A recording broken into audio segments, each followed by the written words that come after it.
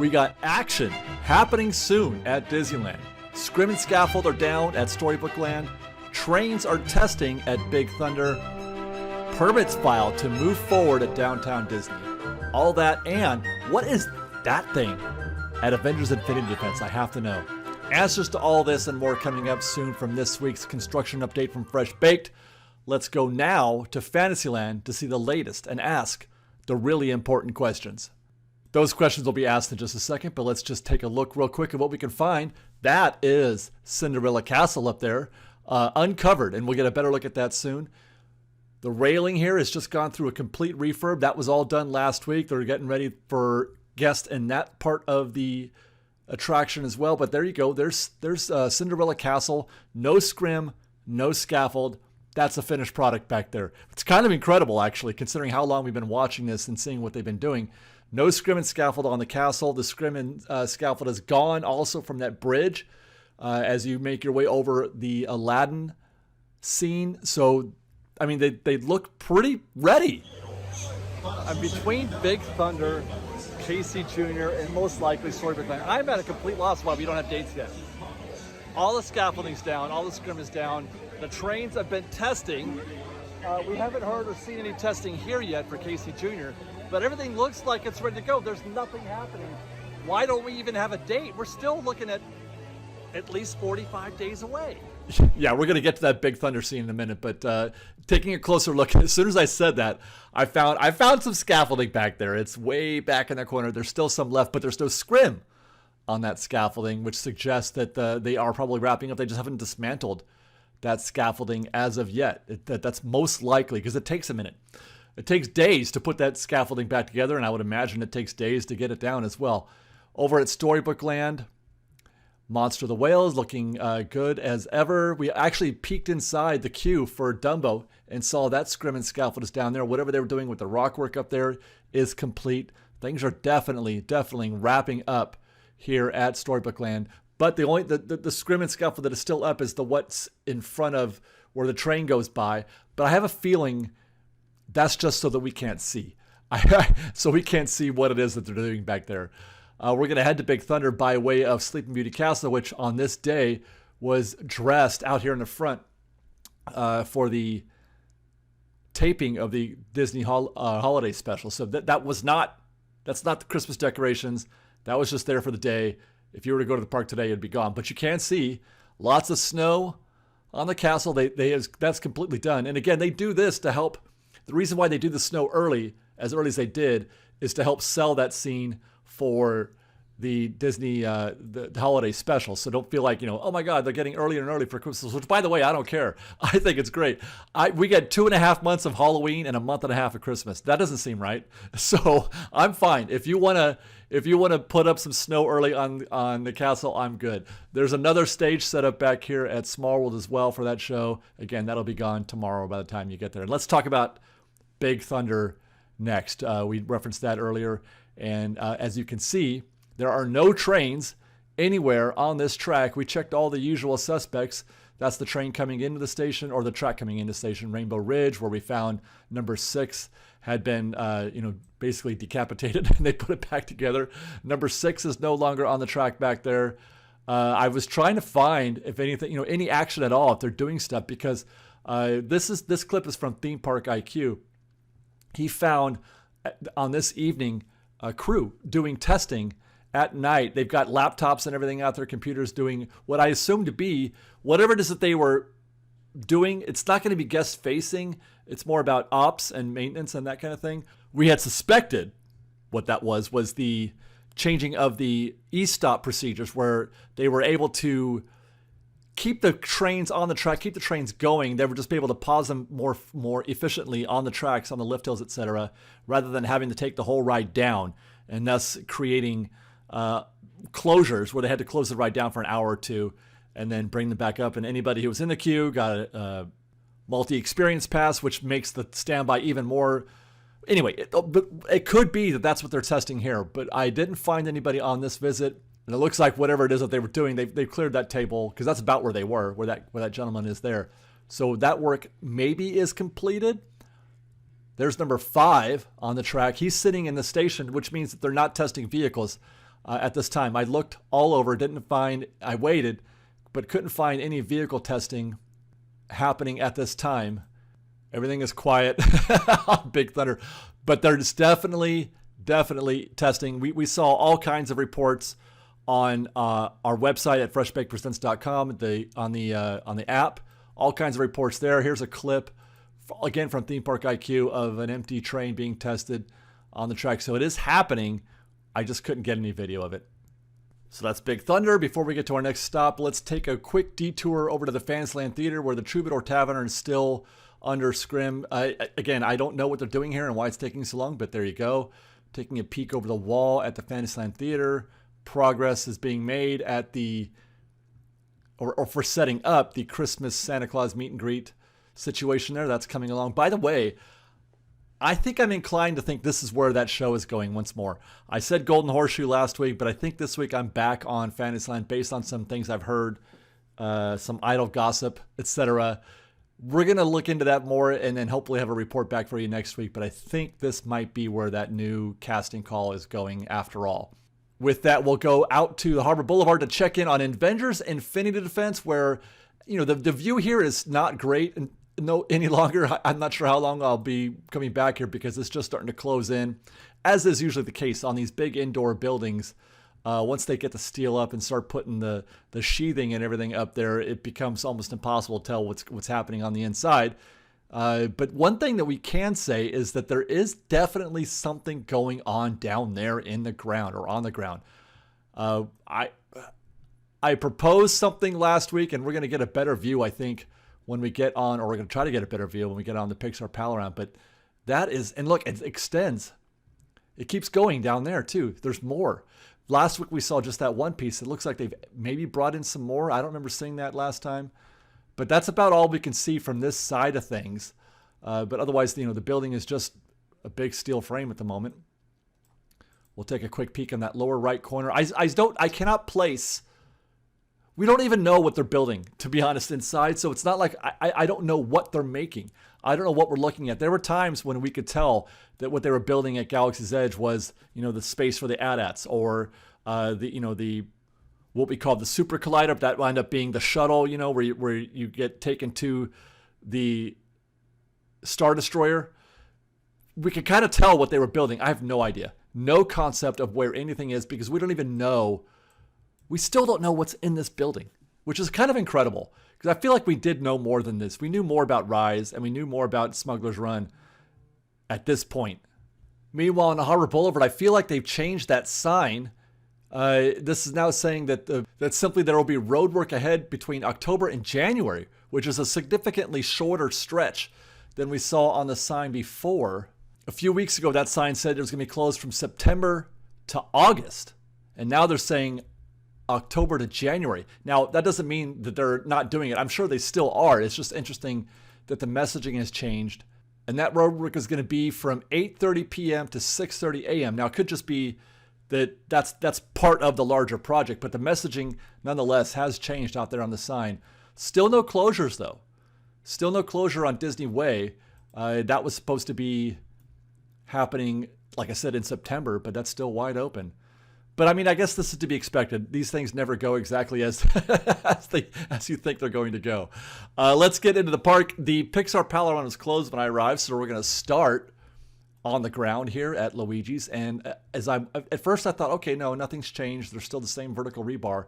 But the closer I got, I could begin to see that there was something happening right there. I think that's a new development there. It's hard to tell. This is just a week ago. It's hard to tell because I didn't turn the camera around the tree quite as much as I did on this shot. But there was a shell of what I believe to be the restroom. But that green tarp there, I think, is a new development. I think they are making progress down there on the ground. We'll try again from the other side, or from a little bit around the corner a little bit more. That does feel like, I do think that they have made some sort of progress, because a permit was confirmed about, I think 3 weeks ago for this project to start moving forward with respect to the restroom. There you go. Get a little taller, David. Okay, that looks good. So there's a tiny little square in the middle gap there where I can see just a little cross section of what's happening below the fence line. And they have, in fact, added more cinder blocks. You can't see them where, where their vertical rebar is now. That looks the same as it has before, but below that fence line, below that, there are cinder blocks down there. So they are building up. It is happening. It's making progress. Obviously, it looks like that's the actual restroom that they're building right there. We'll go to the Avengers campus side of things, but before we do, I want to alert to those of you who missed it on our State of DCA report, the Spider-Man stunt show.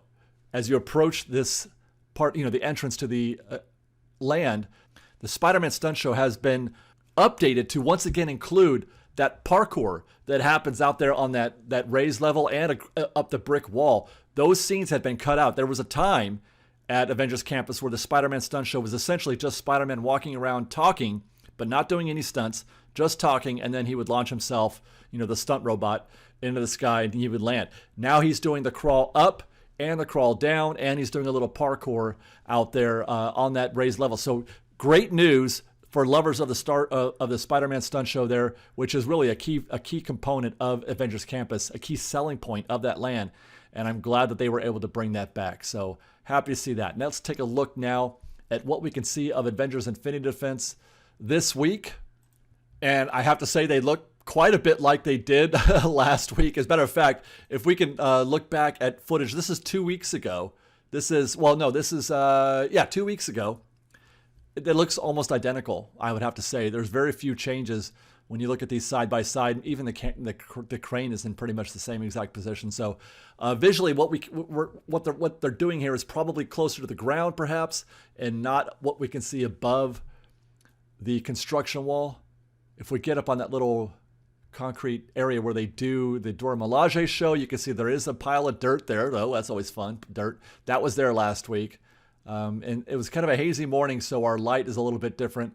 But again, I'm not seeing a lot of visible progress. Oh, you can kind of see that white, that whatever that structure is, and then here's another pile of dirt back there as well. So they're still digging back there. And try to get one more look. There's Cap, entertaining guests. Way to go, Cap. We love you. Yeah, dirt on the right, and then just not a lot to see here. It looks just like it did before. The only crew we found were these guys on that little extension, that peninsula that sticks out from the main building.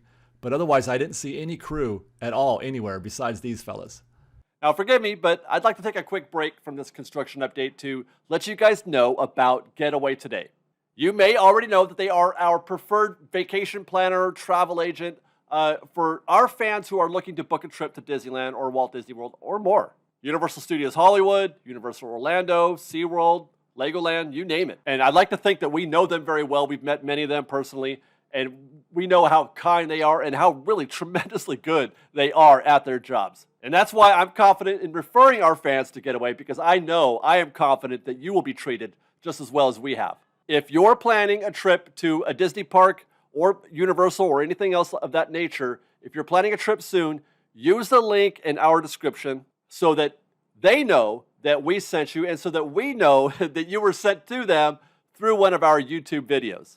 And in so doing, you can be confident that you're going to be getting some of the best possible service from people who know everything there is to know about planning a trip to the Disney parks. Thank you for that. Let's get back to the show. And it was at this point that the Pixar Pal Around opened. So we'll get aboard and get a view from above. There's Coco. Nothing's happening. Not even moving anything backstage. Not even taking stuff down. Let's take a look at Avengers Infinity Defense. And there you can see now that white. It's got to be the truss system. You know what? We'll get a closer look, but that's got to be right there in the middle frame. Yeah, there you go. That's got to be that truss from the concept art, right? For Stark Flight Labs. It's always a moving target whenever you get on this thing. So there you go. We saw on the ground that we thought we saw some cinder blocks being constructed on that vertical rebar, and there you can confirm that lower third.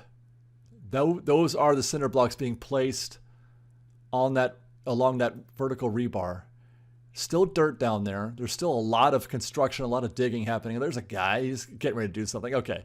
So yeah, it looks like they are starting to build that restroom a little bit, but no, let's take a look at Avengers Infinity Defense again. looking towards the right. Not a lot of action here, not a lot of visible progress that we can spot. Nothing that we can say, hey, that's a thing, except for that. That right there. There's just no way that's not the truss system, right? And it's on the ground to the left as well, right? I'm not sure if that is or not. On the left, I'm not sure if that's more of that system, but definitely if you zoom in on you can see on the right, that is absolutely, it's gotta be. How can it be anything else? I am just positive. I just can't imagine that being, what else could that be? And it's all prefabricated too. That seems like really early to be bringing that in, I just gotta say. All right, let's go to Grizzly Peak to check in on the exteriors for Napa. Slow progress. This thing isn't going to open until 2026, so obviously they're still working on things. But I think that most of that work that's being left done is inside. They're updating the interiors, the entire seating area inside as well. But we can see that they have been working on this exterior seating as well, which I think is new. I've been to Napa one time in my life. They didn't have a seating area back here before, right? That's a new development. Anyone? I don't feel like that there was outdoor seating, but I mean, it would be delightful if it were. And maybe that's why they've been doing all that landscaping back here. We saw that trench has been filled, that they had dug a couple weeks ago. That has been filled. So maybe that's why they're doing all this extra landscaping, is to make that view look a little bit better. We'll stop by Soarin real quick just to update anybody who missed it on our State of DC report, or who missed it on Instagram, or who missed our news report on Fresh Baked Presents. Soarin across America is coming to Grizzly Peak in the summer of 2026. A new show, an updated show. First it was Soarin over California, then it was Soarin around the world. Next we're going to get Soarin across America starting in summer of 2026. I'm looking forward to this. I predict that Soarin across America is going to be one of the most popular updates that we've seen in this park, just in terms of overlays and skins, or whatever you want to call it. Like, people are gonna love. They're gonna flock to those queues to ride, to see Soarin across America. I can't wait. All right, let's get to downtown Disney. Sunglass Hut is still closed, waiting for that to open. I don't know why I'm worried about it, because I never went in there. Naples is still under Scrim and scaffold. Again, this is just paint and polish, nothing big there. Tortilla Joe's. Well, we've been talking about this for months now, how nothing is happening. However, there is reporting from Theme Park IQ that a confidential building permit was just filed with the city of Anaheim for that former Tortilla Joe's location. We don't know quite exactly what it is that confidential permit is for, but typically that is the beginning of an advancement, a beginning of things happening. We've heard of this, or we saw this for, I want to say, the downtown Disney for Earl's, if I'm not mistaken. And that did sort of kick off a phase of construction. We're going to talk about Earl's in a second. So while we are still seeing just the same exact look we've seen for a couple of months now, I do think we're going to see movement here pretty soon. There has been movement at Parkside Market. This is a fascinating development, guys. I did not see this coming. Sip and Sonder was that coffee shop, that little outward section of the Parkside Market. One of three new locations. There was Gigi's Chicken, Soul Sister, and Sip and Sonder.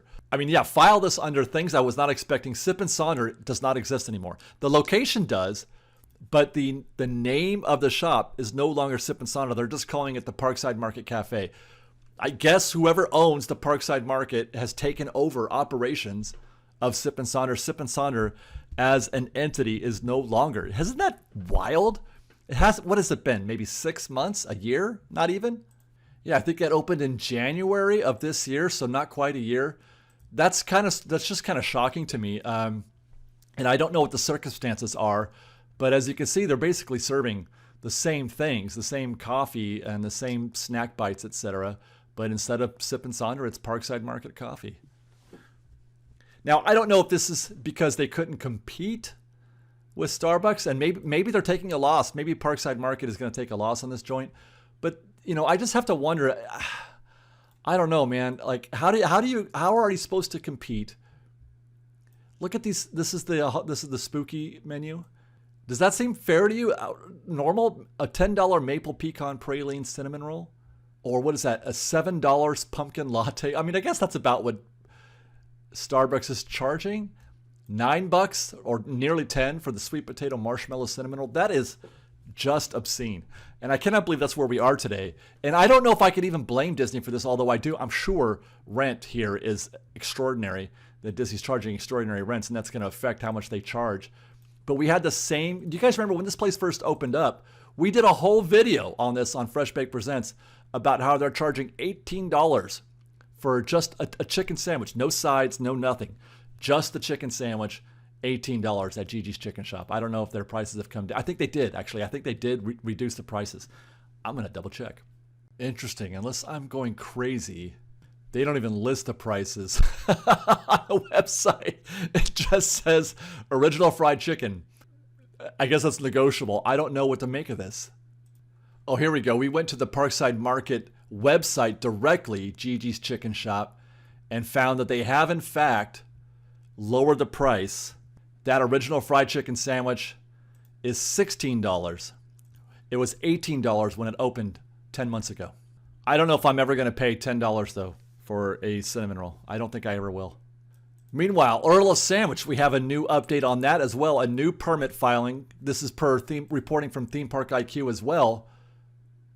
Per that report, Earl's had an electrical and framing inspection done on October 10th, which is about 2 weeks ago, which they received partial approval for. They also filed a plan revision back in late September to make changes to the grease duct shaft route, whatever that means. So there's, I guess they're updating their back of house stuff. There are significant changes to the plan can cause other parts of the process to stall, which makes sense. I mean, if there's a sort of order of operations, and I've always been fascinated by this, the order of operations. Can you build other stuff before you build, let's say, the grease duct or shaft route? Maybe you have to build that grease duct and shaft route before you can do anything else to the building. So that could have been what's causing that, what is going on now, a 2-month, 3-month delay almost. But there's work that's actively being completed in tandem that's not as visible. I'm hoping you're right on that. So it looks good for forward progress here at Earl's Sandwich. Still don't know what's happening with Porto's, by the way. That's still a complete mystery. Heading over to the ESPN zone, Lululemon. I mean, I'm still as mystified as ever about, what on this day, I could see inside those windows right there. I could see inside those windows, but I couldn't with the lens. I tried. Let's go. Let's take a little bit closer look. It's very dark, but you can see it's still gutted in there. Completely gutted. There's open, down to the studs still. I don't see any drywall. I just don't see any build out at all. Difficult to see, like I said, through the lens, but with my eyes, it was a lot more clear. There's the front, and then on the other, by the way, they're saying still on the signs, winter, opening winter. It doesn't say winter 25, so that winter is most likely February. Look for a February. I still don't think they're going to be done in February for Lululemon. Yeah, because look, there you go. You can see all that. It's just completely exposed. It's all exposed in there. Here's a look through that window on the second floor. We've been kind of watching this, and again, it looks like there's some sort of build out happening there, but I think that's always been there. I don't think that they've built that. I think that's left over from previous construction. I don't know. It's difficult to say. I want to go back to Disneyland though, because I want to talk about some very interesting news. This is a topic that I have not paid close enough attention to in the past, but only recently, because of new reporting, have my eyes been revealed. Guys, they're not running Fantasmic every night. They're running Fantasmic just on Fridays and Saturdays. This is a screen cap of the schedule for the week of this Saturday the 25th through Wednesday the 29th. And you can see Fantasmic is showing just that Saturday. And then those other, because I can only show 5 days at a time. So the other 4 days through Wednesday, we'll go to the next. No Fantasmic until Friday, and then Saturday, and then again, off the schedule. Off on Sundays too. Sunday, Mondays off. When did this happen? How long have they been doing 2 nights a week of Fantasmic? Fantasmic is a nightly show twice a night, 9 p.m. and 10:30 p.m. twice. That was every single night they used to do that. But now it's just been Fridays and Saturdays only. Now, the only reason why I have been alerted to this is because there's new reporting that they have actually started adding dates back to the Fantasmic schedule. We've been noticing Fantasmic, by the way, has just been in a terrible state of disrepair. And that could be the reason why they're trying to limit the number of shows so they have time to work on the show and make it better. I'm hoping, crossing my fingers, that what's happening now starting in November, through the rest of October, no shows except for Friday and Saturday. But you can see here on Sunday, November 9th, they have added 2 Fantasmic shows for that Sunday. So now it's 3 nights a week. And then if we forward to November 24th, you can see now that they've added dates for not just Sunday, but also Monday, November 24th.